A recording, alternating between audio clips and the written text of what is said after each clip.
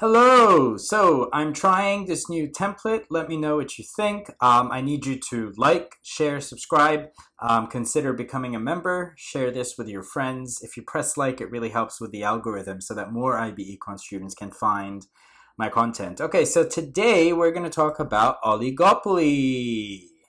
All right, so what are the characteristics of this market? First of all, there are a few firms, which means somewhere between 2 to 20 firms. Think of the smartphone market. How many smartphone producers can you name?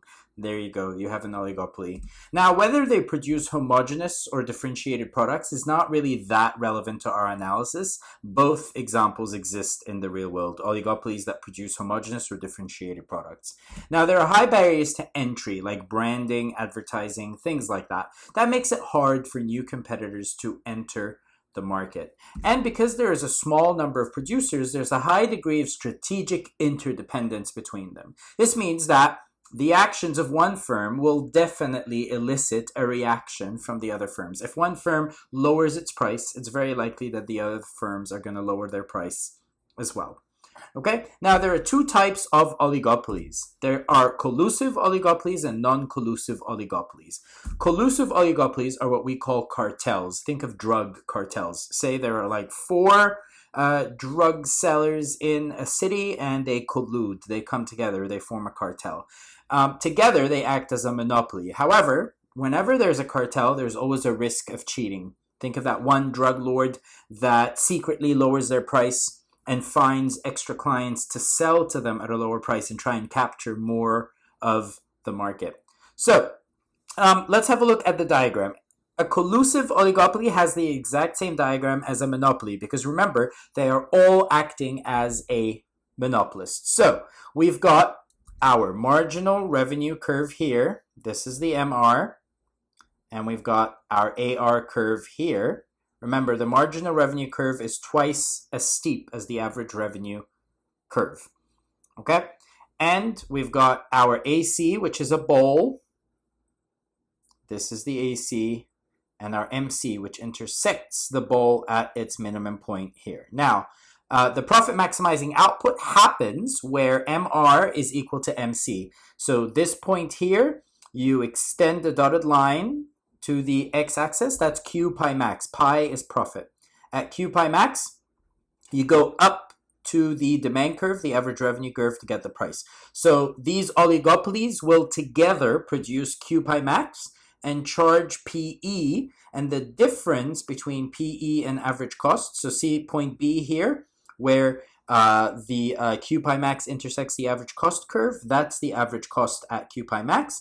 The difference between PE and AC multiplied by Q pi max, that's the abnormal profit that they will receive collectively as a cartel. Okay, so that is the diagram. Now, with a non-collusive oligopoly, when they decide to compete, there's always a risk of a price war.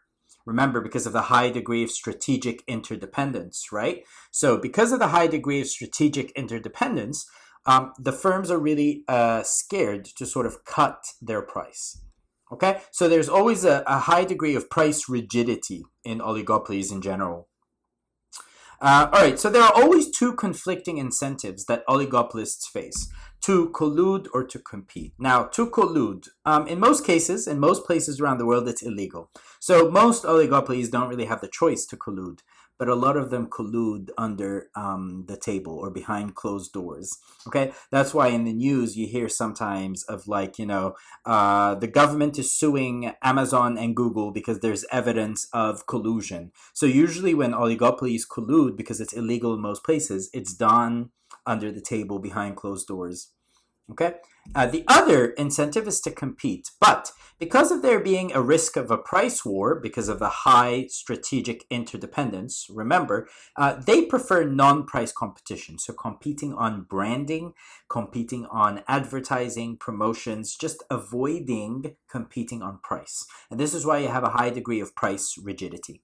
Last but not least, now, because the oligopolists together in a collusive oligopoly are going to produce Q pi max. I couldn't find the symbol for pi, so I just wrote PI, okay? So Q pi max.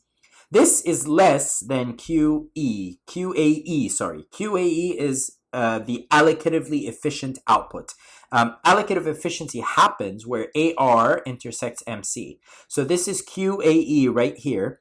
Q pi max is less. That means there's an under allocation of resources. There's a welfare loss, which is this triangle here, which isn't really perfect because the MC curve is kind of curved. But anyway, that triangle here is the welfare loss because collectively the cartel acts as a monopolist. So they produce a lower output and charge a higher price than would exist if the market was perfectly competitive. Okay, so let me know any questions that you have. Leave them in the comments. I hope you found this new template useful.